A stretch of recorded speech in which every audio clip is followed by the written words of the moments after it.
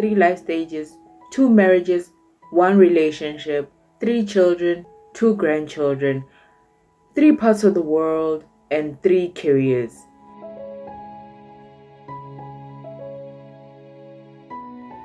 My name is Masikana Mungulwa, and welcome to Reading with Masikana, which is on I Am Masikana TV. Before we go into this book, right, please understand that there's going to be a lot of characters and there's going to be a lot of death. And this is today's book. It's by Danielle Steel, and this one is called Zoya. I've got a collection of them. The author is like a super author. I don't know if this one has it, but basically this is a page of all her books right here. I don't think I really like reading Danielle Steel books that much because they're just emotionally exhausting. And the thing is, right, when you're reading it, like, you could be going in, it's like, oh, this is nice, it's nice, they're happy, and then boom, the whole family's dead. The storyline is like human. It's too intense for me.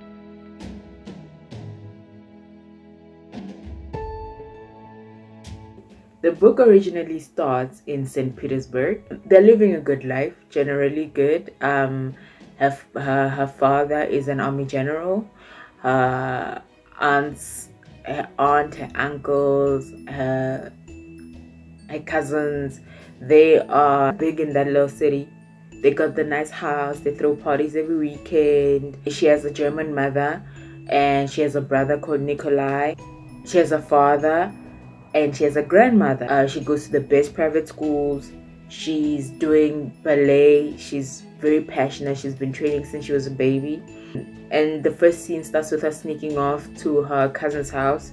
You know, she has a horse, and they call it a troika, and that's a carriage, and she has her own horse person, that one that, wow, like that person that sits there and then does this to a horse. Revolution breaks out in St. Petersburg. Her brother gets killed first, like gets shot, and he's in the army. Her mother goes crazy after she finds her son shot.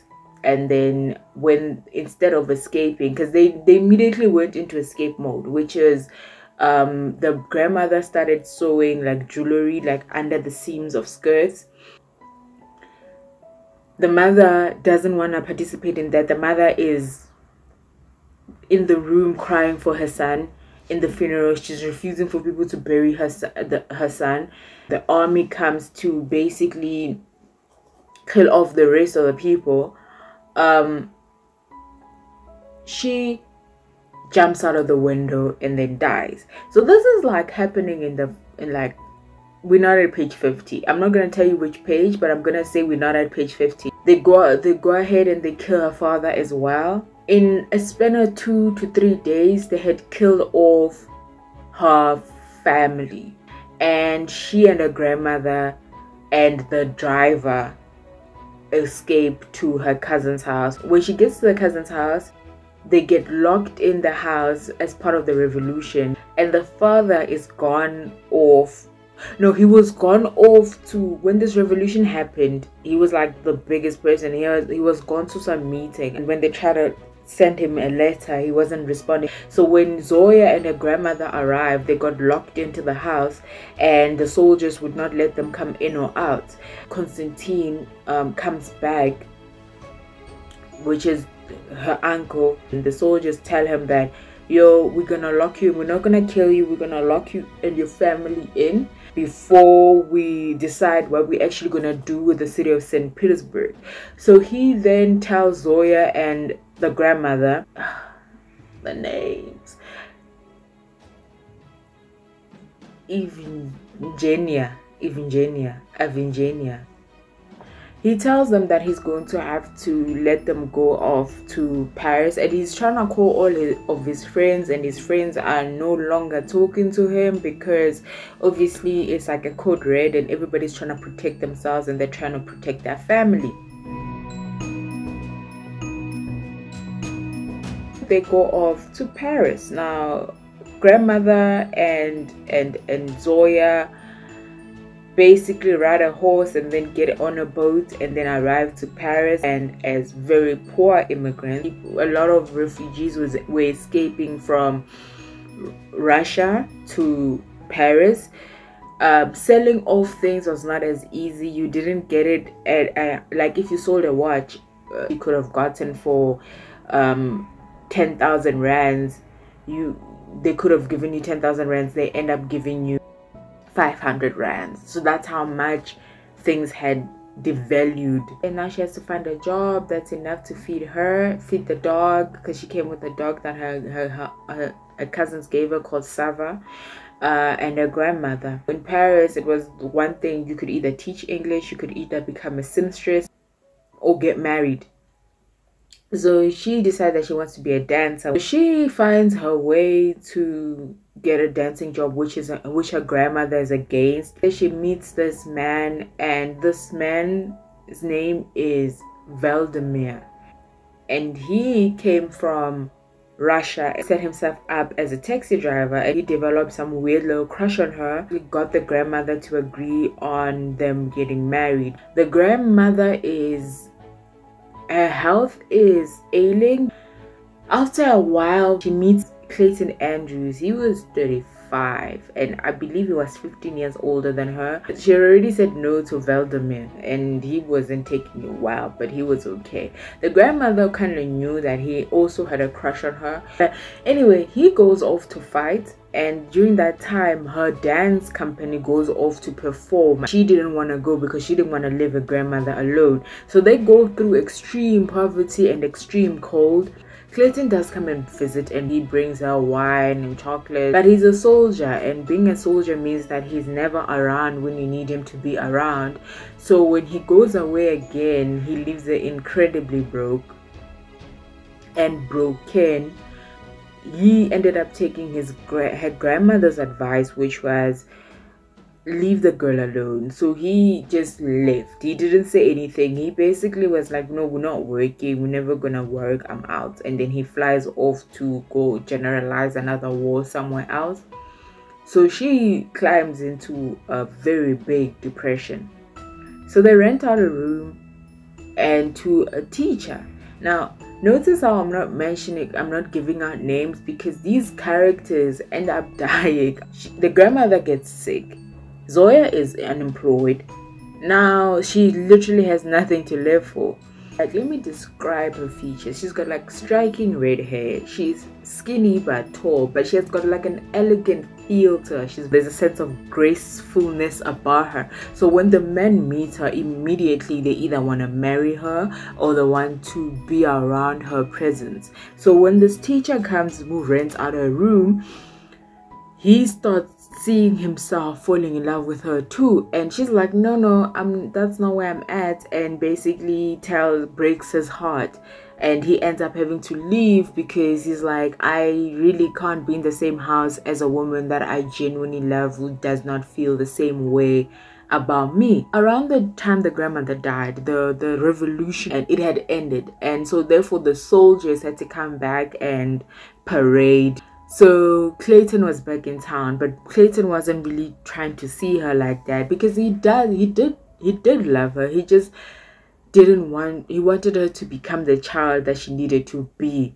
Valdemir, the taxi driver, went and found Clayton, told him that, listen, the girl is falling apart, she's by herself, her grandmother's gone, nobody's taking care of her, go handle your situation. The helper that used to help at her cousin's house, Mishka's house, comes in and tells her that the whole cousins and everybody were beheaded.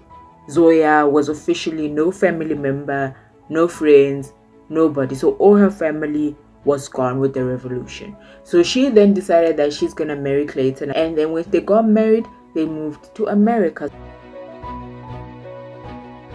The roaring 20s. So there's a lot of fast cars, fast money, fast people, parties.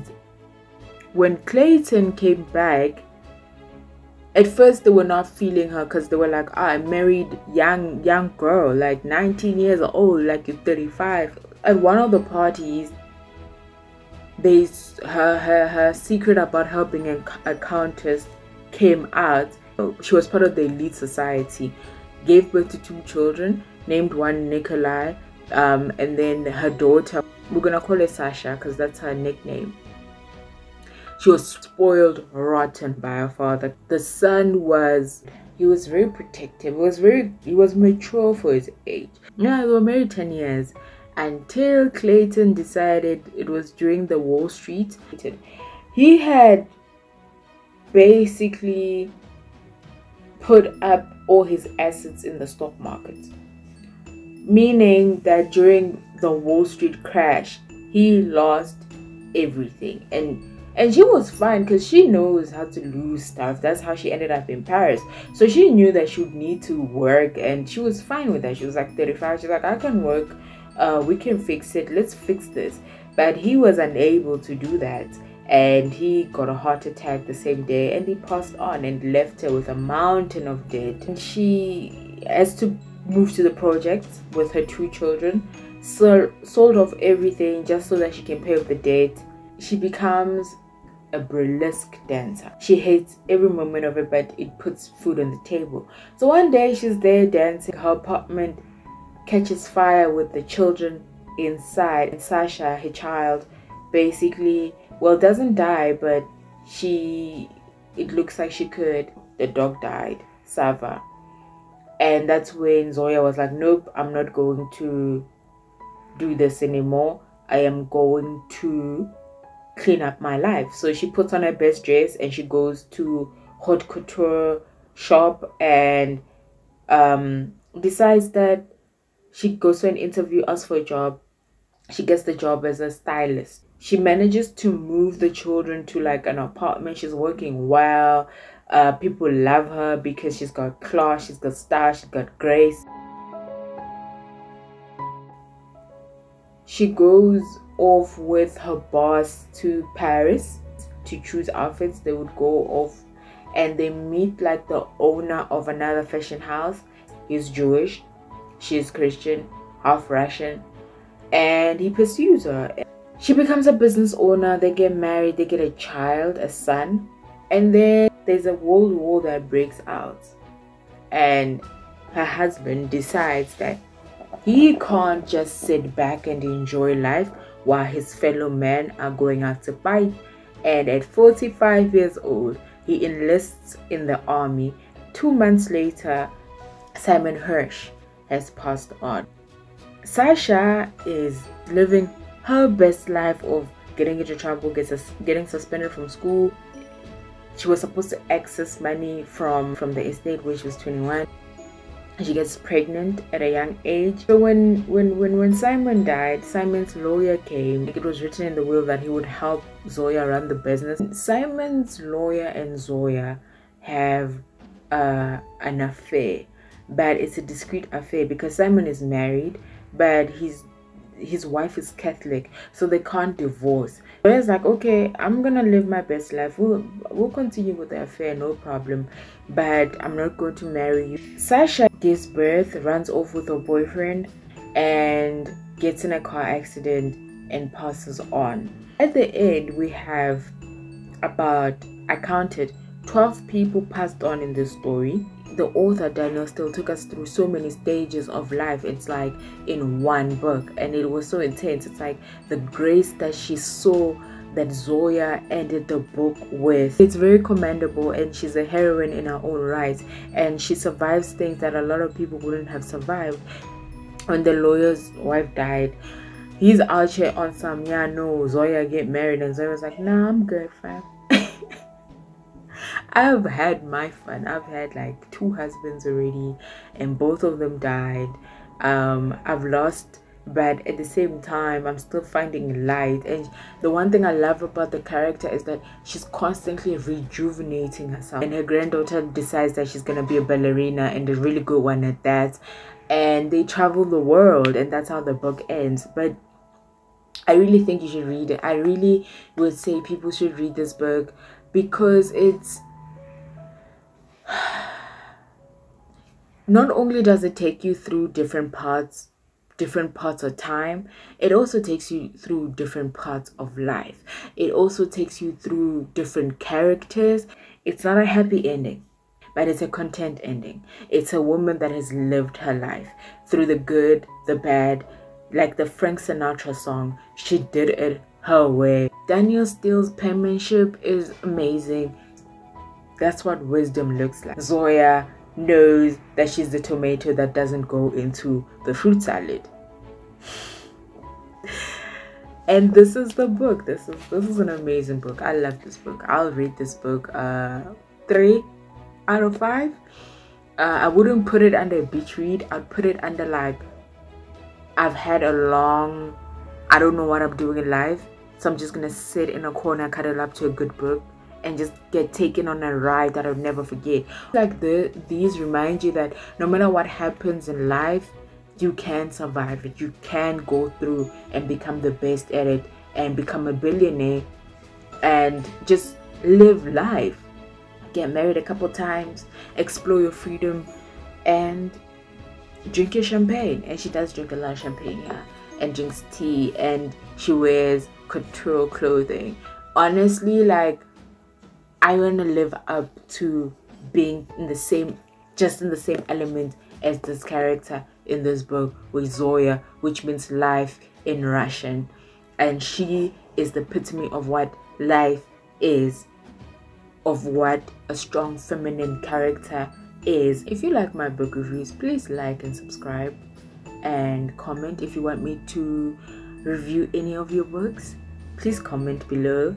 You can check me out on all my social media accounts, which are gonna pop up here, and we can have a conversation. If you like me in general, if you like my personality in general, you're free to follow me on all my social media accounts and we can conversate and have a good time. My name is Masikana Mungulwa, and thank you for joining me on Reading with Masikana. I wish you a good one. Peace.